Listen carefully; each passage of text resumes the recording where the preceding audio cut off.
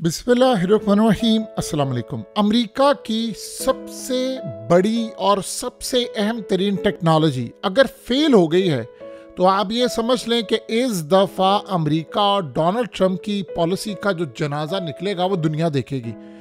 आप इमेजिन कर लें कि इस वक्त अमेरिका के अंदर खलबली मची हुई है उन मैसेजेस की वजह से जो यमन पर हमले के वक्त लीक हुए, लेकिन कहानी उससे बहुत ज़्यादा ख़तरनाक है और डेवलपमेंट्स भी बहुत ज़्यादा ख़तरनाक है।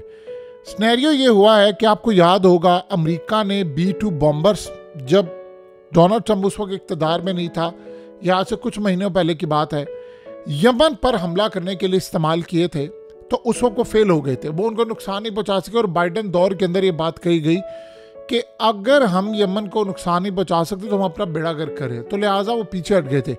अब सिनेरियो क्या बना है? सिनेरियो ये बना है कि इस वक्त डोनाल्ड ट्रंप के ऑर्डर पर डिएगो गार्सिया, ये बेसिकली एक आइलैंड है इंडियन ओशन के अंदर, और यहाँ पर इस आइलैंड में B-2 बॉम्बर्स आ गए हैं, तकरीबन 4 के करीब आ चुके हैं, सैटेलाइट इमेजेस भी आ गए हैं, सारी दुनिया ने देख लिया है मामला।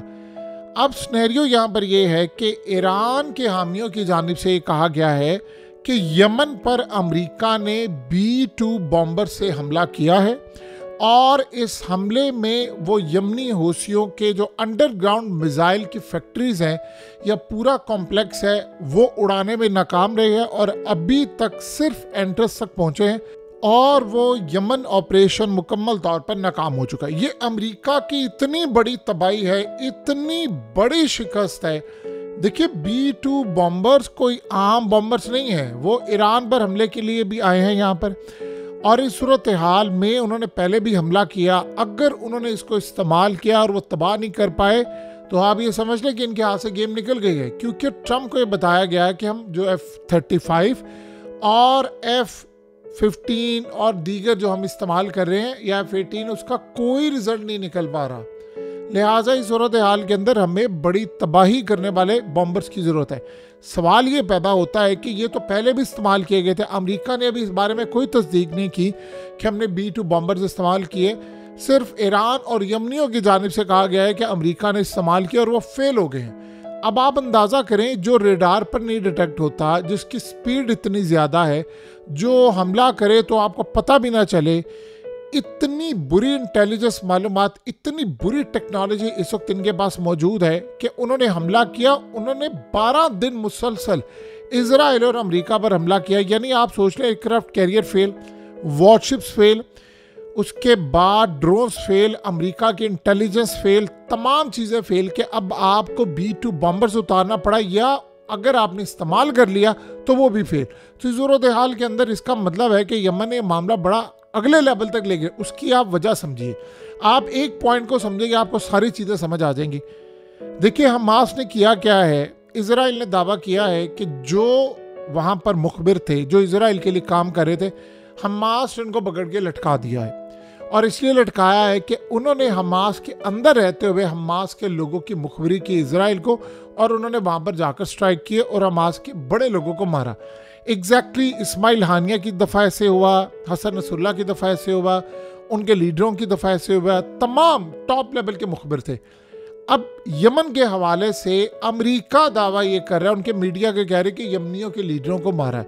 अभी तक इसकी कोई तस्दीक नहीं हो पाई, लेकिन सूरत हाल ये पैदा हुई है कि जो मुखबिर यमन के अंदर काम कर रहे थे उनको यमनी लीडरों ने, उनके लोगों ने पकड़ा और उनको भरपूर सजाएं दी। यानी उनमें से शायद ही अब कोई इस वक्त बचा होगा। लेकिन ये सिनेरियो है कि जो लोग इजराइल और अमेरिका वहाँ पर मुखबिर, देखिए, जब तक ह्यूमन इंटेलिजेंस नहीं होती आप हमला नहीं कर सकते। आप 1000 दफ़ा ये कह लें, आपको कैसे पता चलेगा?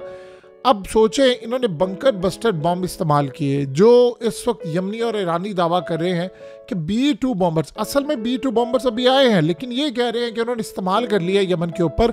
और बंकर बस्टर बॉम्ब, जिस बॉम्ब से इन्होंने हसन नसरुल्लाह को मारा था, वो कह रहे हैं कि वो इस्तेमाल किए हैं, जो कि अंदर तक 20-25 लेयर्स अंदर तक तबाही फैला सकता है। तो आप इमेजिन कर लें, ये कह रहे हैं कि उन्होंने इस्तेमाल किए लेकिन अभी तक वो नुकसान नहीं पहुंचा सके। आप यहाँ से अंदाज़ा कर लेना कि ईरान ने जब ये अंडरग्राउंड अपनी मिलिट्री बेस के मनाजिर जारी किए कि जहाँ पर अंडरग्राउंड उनका इतना बड़ा कॉम्प्लेक्स है, वहाँ पर मिसाइल है, वहाँ पर चीज़ें हैं, तो उन्होंने अमेरिका को पैगाम दिया कि तुम्हारे बंकर बस्टर बम यहाँ पर कोई काम नहीं कर सकते। ये तुमने हमास के खिलाफ इस्तेमाल किए, ये तुमने हिजबुल्लाह के खिलाफ इस्तेमाल किए, हसन नसरुल्लाह को मारने के लिए किए, उनका मामला डिफरेंट था, हमारे यहाँ पर नहीं आ सकते। अब यमन का मामला बिल्कुल अलग है। इमेजिन करें कि अमेरिका ने 4 साल तक यमन के इंटेलिजेंस के प्रोग्राम को मुकम्मल तौर पर ख़त्म कर दिया था, ये कहकर कि यमन कोई औकात ही नहीं रखता और हमें यमन के खिलाफ कोई कार्रवाई नहीं करनी। और अब हालत ये हो चुकी है कि यमन के खिलाफ मामला इतने ज़्यादा ख़राब हो गए हैं कि पूरे अमेरिका में, वाइट हाउस में आज दुनिया में एक ही टॉपिक डिस्कस हो रहा है और वो है यमन, कि कैसे यमन को टैकल करना है, उनके हुथियों को कैसे टैकल करना है। और डोनाल्ड ट्रंप वहाँ पर इतना सटपटाया है कि ये हो क्या रहा है कि हमारी टेक्नोलॉजी फेल है, हमारे बंकर बस्टर बम नहीं काम कर रहे, जिस बम से हसन नसरुल्लाह को मारा था वो यहाँ पर कैसे फेल हो चुके हैं और क्या मामला था। ये इस वक्त सूरत हाल पैदा हुई है। और यमन देखिए, अब अगले सिनेरियो के अंदर जब उन्होंने ये देख लिया कि भाई हम पावरफुल हो चुके हैं, हम डोमिनेट कर सकते हैं, हम इनको हरा सकते हैं, तो अगला वो जो काम करने के लिए जा रहे हैं वो अमेरिका पर ऑपरेशन तेज़ करने के लिए जा रहे हैं।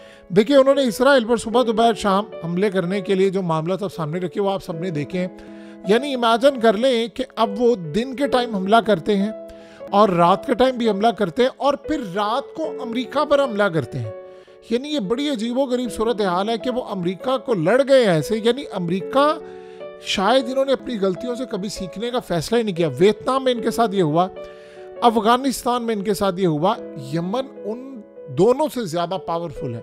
सो लिहाजा इस वक्त उन्होंने अमेरिका को गले से पकड़ लिया है, उनकी टेक्नोलॉजी को भी गले से पकड़ लिया है। अब इसराइल क्या कह रहा है? इसराइल ये कह रहा है कि अगर तुमने मुकाबला करना है यमन का तो तुम्हें रशिया की सप्लाई लाइन काटनी पड़ेगी, क्योंकि रशिया ही वो वाहिद चीज़ है जो इनको एक्यूरेसी दे रही है, रेडार सिस्टम दे रही है, ये तमाम चीज़ें दे रही है। लिहाजा इस सूरत हाल में अगर तुमने यमनियों को शिकस्त देनी है तो तुम्हें रूस और चाइना को शिकस्त देना होगी। इसराइल इस वक्त ये पंप कर रहा है।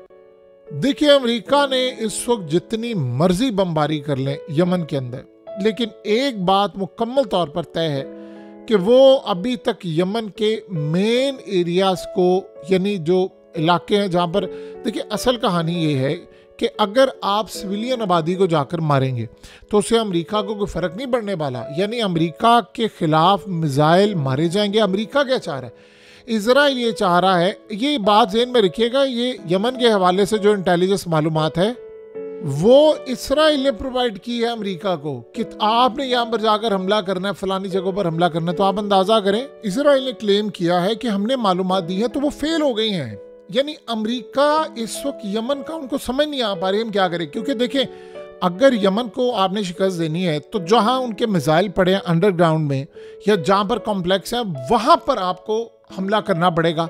और वहाँ पर उनको समझ नहीं आ रही कि कहाँ पर है, क्योंकि सैटेलाइट से आपको नहीं पता चल सकता कि यानी अंडरग्राउंड क्या। आपको पता है हसन नसरुल्लाह को जब मारना था तो सारी टेक्नोलॉजी, सैटेलाइट, ये वो सब कुछ मौजूद था।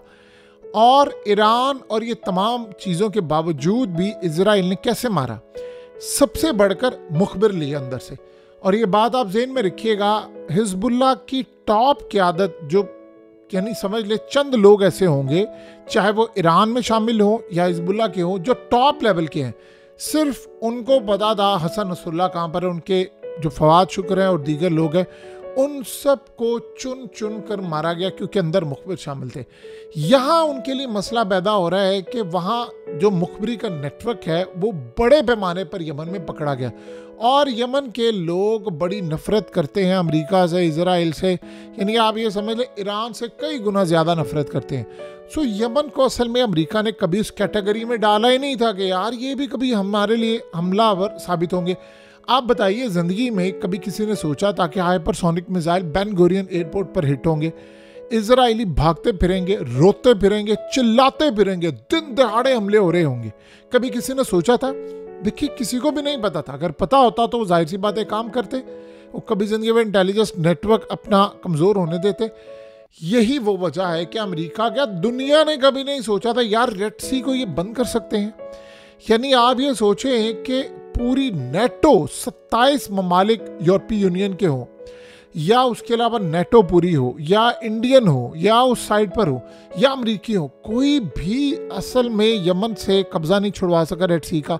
तो इसका मतलब है कि उनके पास टेक्नोलॉजी एक्यूरेसी अमेरिका के लेवल के एटलीस्ट है कि वो अमेरिका को टक्कर दे सकते हैं। वरना अमेरिका की टेक्नोलॉजी को टक्कर देना ये कोई आसान बात है दुनिया के अंदर।